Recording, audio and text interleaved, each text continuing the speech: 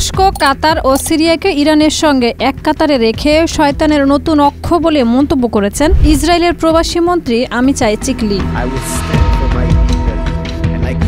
16 September Jerusalem post কূটনৈতিক সম্মেলনে তিনি এই মন্তব্য করেন। ওই দিন মধ্যপ্রাচ্যে চলমান উত্তেজনার প্রেক্ষাপটে চিকলি কাতারের রাজধানী দোহায় ইসরায়েলি বিমান হামলার ঘটনাকে ঘিরে বক্তব্য দেন।